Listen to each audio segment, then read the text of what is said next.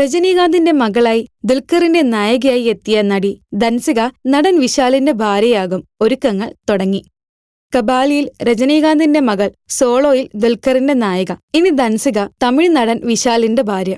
നടി സായി ധൻസിക തന്നെയാണ് കല്യാണക്കാര്യം പങ്കുവച്ചത്. താരസുന്ദരി കേന്ദ്ര കഥാപാത്രമായി എത്തിയ പുതുചിത്രമായ യോഗീഡ എന്ന സിനിമയുടെ ലോഞ്ചിനിടെയാണ് ഈ കാര്യം സ്ഥിരീകരിച്ചത്.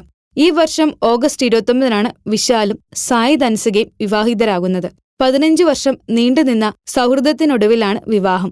അടുത്തിടെ നടൻ സ്വകാര്യ മാധ്യമത്തിന് നൽകിയ അഭിമുഖത്തിൽ വിവാഹത്തെക്കുറിച്ച് സൂചിപ്പിച്ചിരുന്നു. എന്നാൽ വധുവിനെക്കുറിച്ചുള്ള വിവരങ്ങൾ താരം പങ്കുവച്ചിരുന്നില്ല. 35 വയസ്സുകാരിയായ ധൻസിക 2006-ൽ റിലീസ് ചെയ്ത മാനത്തോട് മഴക്കാലം എന്ന സിനിമയിലൂടെ അഭിനയ രംഗത്തെത്തി. കബാലി, പേരാൺമൈ, പരദേശി തുടങ്ങിയ തമിഴ് ചിത്രങ്ങളിൽ ധൻസിക ശ്രദ്ധേയായത്.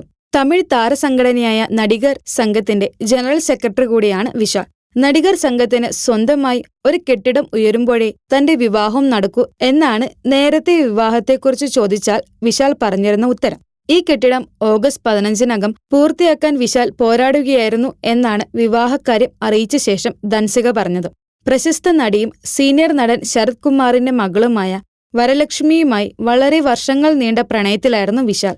എന്നാൽ ചില കാരണങ്ങളാൽ ആ പ്രണയം വിവാഹത്തിലെത്തിയില്ല. 2019-ൽ ഹൈദരാബാദ് സ്വദേശിനിയായ അനീഷയുമായി നടന്റെ വിവാഹം നിശ്ചയം കഴിഞ്ഞിരുന്നുവെങ്കിലും ആ ബന്ധം വിവാഹത്തിലെത്തിയില്ല.